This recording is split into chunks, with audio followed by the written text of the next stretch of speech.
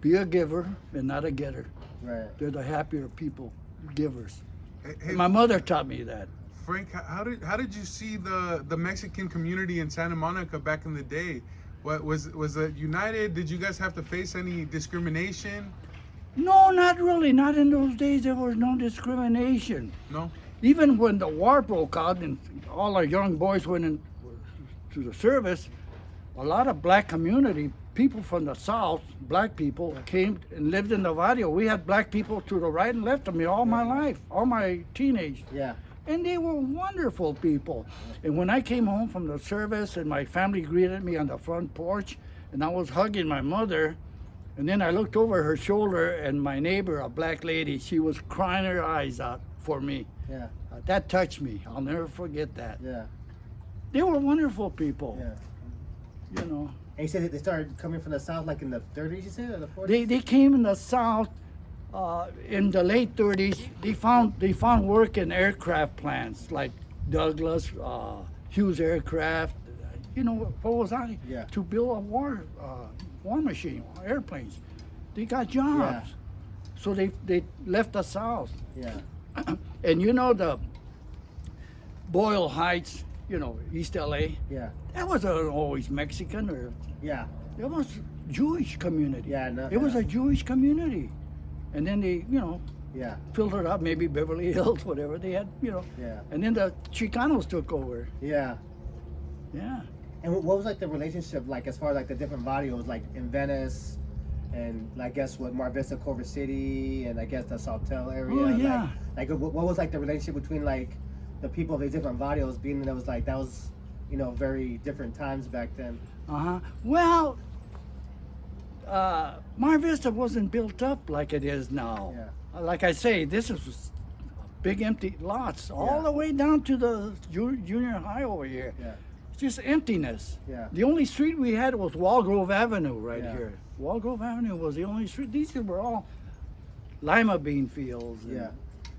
Did the barrios get along back in the day? Yeah, we got along. Oh yeah. Yeah. We a lot of the people were from the same, like Jalisco. Yeah. And like the Casillas clan, my family. Yeah. There were a lot of Casillas.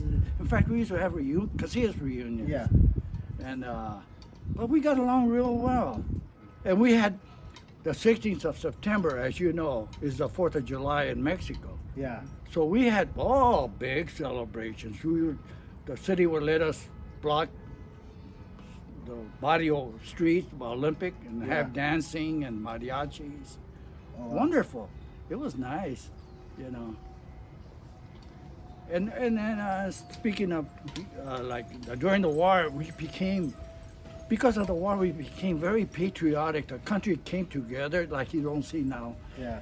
We used to have parades, ceremonies for Memorial Day at the cemetery here, Uh-huh. and dignitaries would speak, like Leo Carrillo. I don't know if you remember him. Yeah. Leo Carrillo, he would speak. Dignitaries, and we would have parades all the way from Santa Monica downtown to the cemetery, and a lot of speech making and music. It was wonderful. Patriotism was Yeah. very strong. You know, boy. Yeah. Ever since the Vietnam War, I don't know. I was curious too, like you mentioned about going for hamburgers on Pico and Lincoln, to go eat hamburgers or cheeseburgers. What was the place called? I remember that it was Tops, like in the. It was right on the corner of Pico and Lincoln. Yeah, I remember. Pellos. Pellos. Pellos.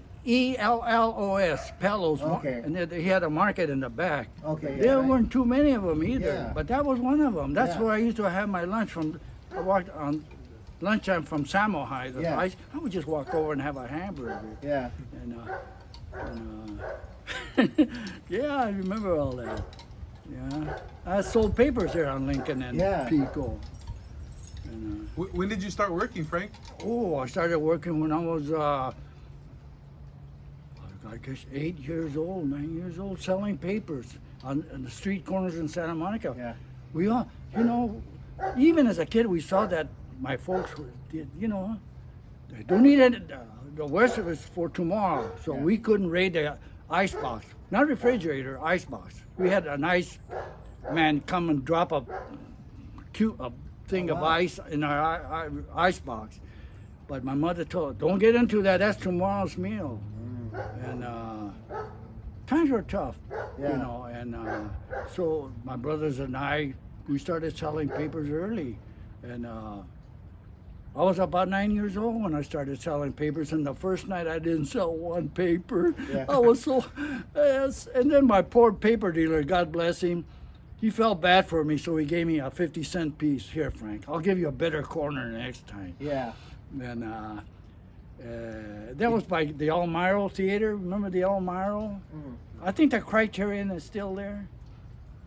No. And it was, for a dime, you could see a double feature. Right. A dime. Yeah. And when they went up to a quarter, I said, "Oh my God, a quarter!" What were some Now of you your got to favorite- mortgage your home to Yeah. to see anything. Yeah.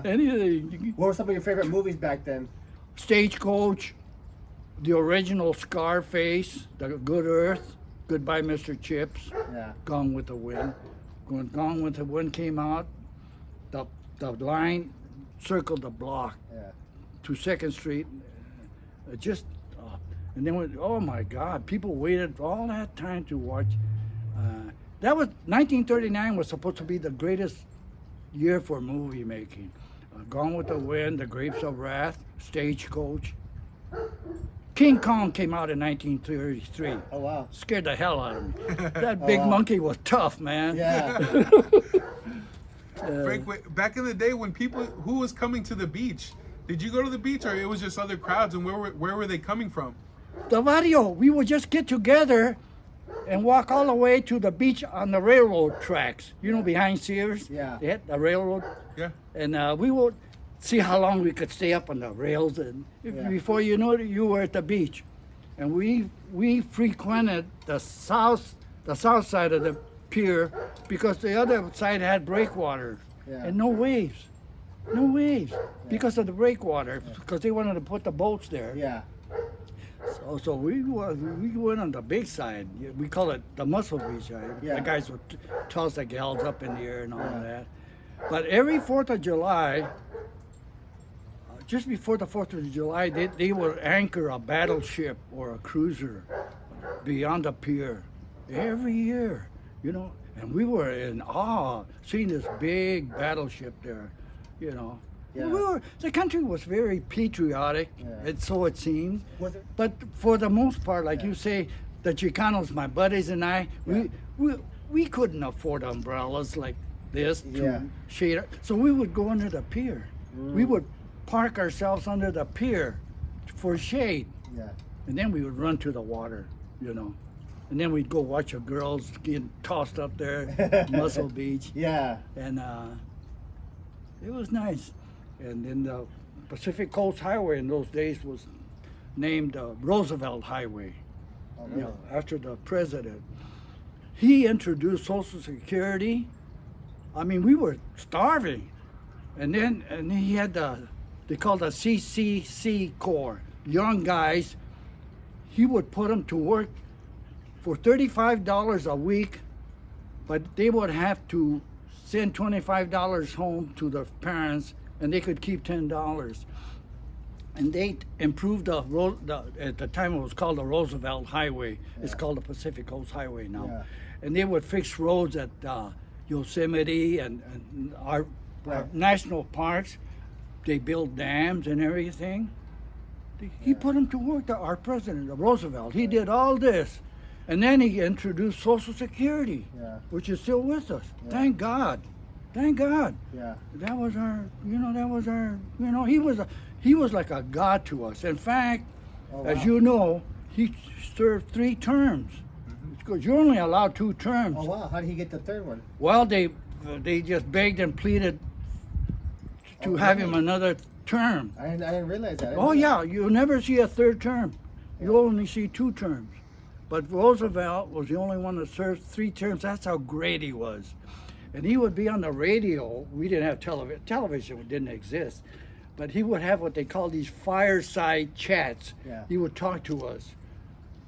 We have nothing to fear but fear itself. Maybe you heard that. that It was, and like he would do it on the radio. on the radio. gotcha. We didn't have TV. Yeah, Was that's right. Yeah. not existed. Yeah. And we would all huddle around the radio and listen to Roosevelt. He was to us like a god, Yeah. like a god. You know, he really saved us. Social Security, you know, he introduced that, Yeah. and he put the young people to work. And we had a lot of poor young guys. They call them hobos in those days. They're Yeah. not like these homeless people. Yeah. He wanted to work. Yeah. He even came to the barrio one time. I'll never forget this white man. He says, "Do you have any yard work for me? I can do." And my mother, we didn't had nothing but dirt. Yeah. I says, "But don't go away." So she fixed him a burrito, you know. Yeah. And I'll never forget that. My mother was a very giving person. Yeah.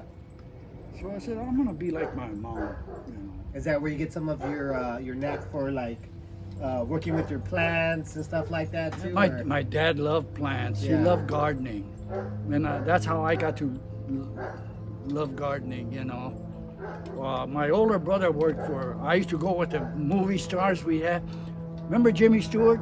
I know the name. Yeah. Oh yeah, he was a good guy. You go over here and George Raft, the gangster. Yeah. He lived in Coldwater Canyon, Ann Southern, Maisie, Cesar Romero. Yeah. You know? Yeah. Yeah. I worked Okay, with was him. he He was a black? nice guy. Was he? He came out of a lot of musicals like Oh. Don Argentine Way. Okay. He was a dancer and everything. Okay. Nice guy. Yeah. Real nice guy. He treated us real good, you know. Hey Frank, you mentioned your dad had a kind of a sorrow. Where do you think that came from? Do you think that was from the revolution, the Mexican Revolution, or where do you think that sorrow came from? The sorrow? Yeah, I think so. yeah, I think that was it, you know. And but things were very desperate during the revolution. Yeah. So that's why he fled to Arizona, and he told my mother, his wife, my mother, I'll come for you later. Yeah. And my older brother stayed back with him, and he worked for the railroads. And like I told you earlier, one time he and a buddy started on a day off or something. They took off for California and they discovered Santa Monica, and they thought it was paradise. Yeah. You know, it was a quiet little beach town, Yeah. a lot of empty lots. You know, and but Where were the railroad tracks at? it was there. Yeah. Yeah, the railroad tracks. I know tracks went through Venice and Mar Vista. Like, what are some of the main tracks that were around this Yeah, area? the main track was by Colorado, beyond Olympic, Mhm. Colorado, and as a kid we always looked forward for the circus to come into town, Yeah. the three-ring circus. They would unload all the animals, Yeah. elephants, tigers, lions, and they'd go up the street to 20th Street by St. Anne's School, Yeah. an empty lot across the street, and we would help out, you know, pitching the tents and everything, and they would give us tickets for the night show, for the night, Yeah. you know, and that was great. Well, St. Anne's has been there for a long time, huh? St. Anne's? Oh, it's still there? Yeah, yeah. Gosh, it was there. It was there when my people came from. Oh, wow, But yeah. it was a little wooden frame house-like. Yeah. Now it's nice. you Yeah, know. it's big old- But it was just a little wooden frame house. Yeah. But everything, the masses were all in Latin. Yeah. What is this? I said, I don't want to go down. I don't know what he's talking about. Yeah. And I was right, you know. So I never embraced it, to be honest Yeah. with you. And, Frank, after the war, what did you do for work? I worked for Ralph's Markets for the most part.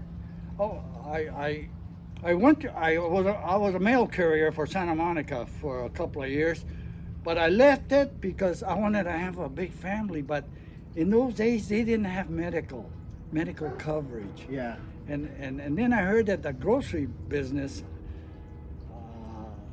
had medical coverage. To this day, I belong to Kaiser. Yeah.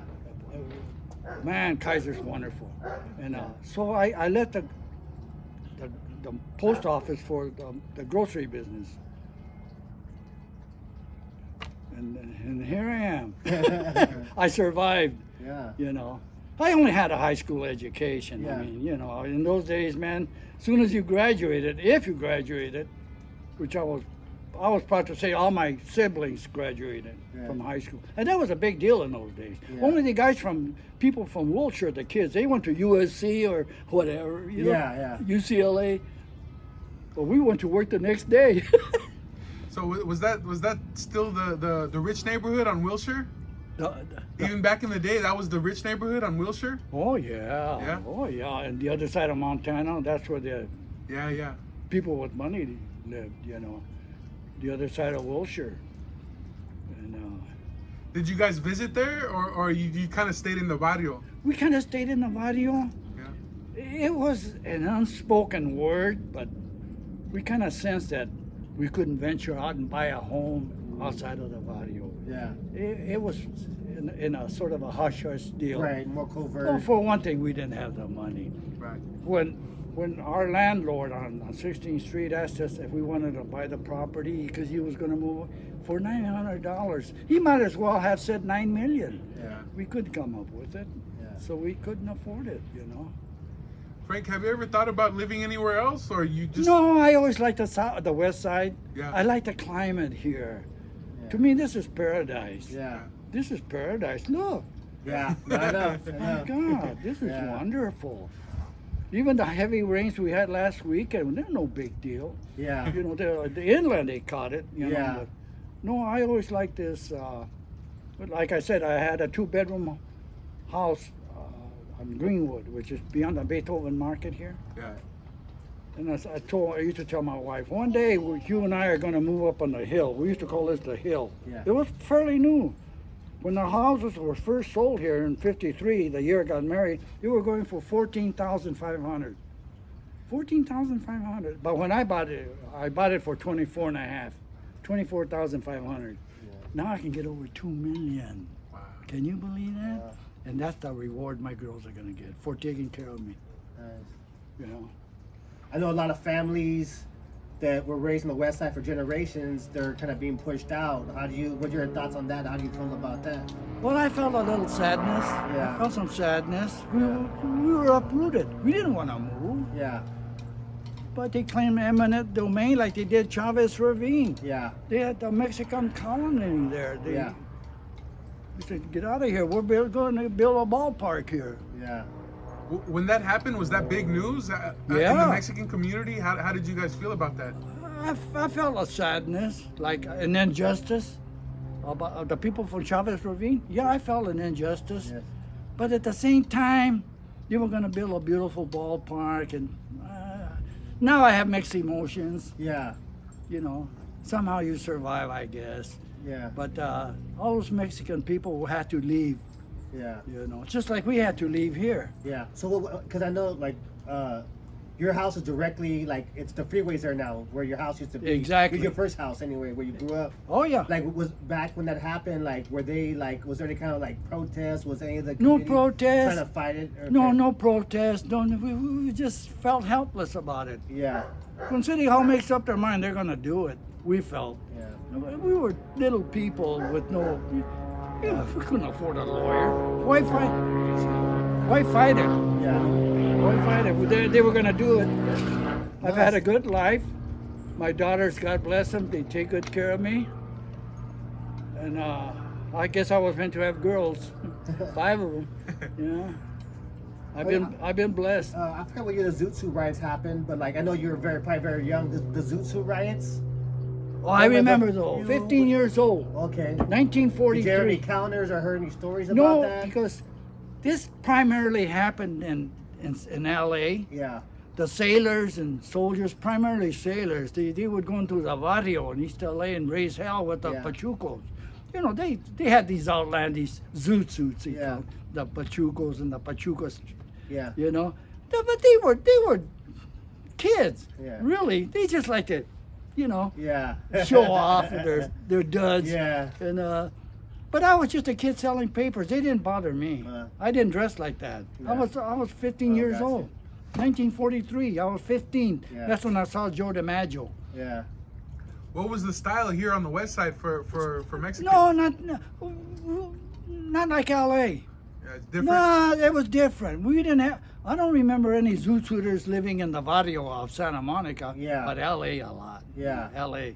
You know, I don't know where they got the money to buy the zoot suits. You know, but the sailors, you know. Yeah. But they got the hell kicked out of them too. Yeah. You know, the pachucos. How would- Yeah, we just dressed normal. We didn't have pachucos. Yeah. We didn't have pachucos in Santa Monica. Yeah. Did you ever venture out to the east side? And what was it like with dealing with the the other Mexicans? No, on the only time I would migrate to the east side was to go to ball games at Wrigley Field, Yeah. which is a 42nd and Avalon, by the black area now. But I never ventured. I was just a kid. Yeah. You Would know, you ever I- go down to like Olvera Street or? I East went to LA? Olvera Street later. Yeah. And then in my teen years, me and a bunch of guys would go to the theaters in the Orpheum, the $1 Million Chicano movie house, and we would see. Did you ever hear Jorge Negrete, Yeah, the singer? yeah. I saw him, and that other one. Was it Miguel Aceves Mejia? I don't know. I saw Lionel Hampton, Sammy Davis. Oh yeah. Sammy Davis and his uncles, Sammy Davis and his trio. He was just a kid. He was jumping around, all, tap dancing. Yeah. And then he would mimic movie stars, like Jimmy Cagney and all that. He would mimic him. I said, that kid's gonna go places. Sammy Davis. I saw him when he was first starting. Oh wow. And he was just a kid with Like his how old- uncles. Like how old was he when he first started seeing? When them? he was in his teens. Oh wow. Yeah, well, he was with his uncles, Will Maston, and his wow. was his uncle's name.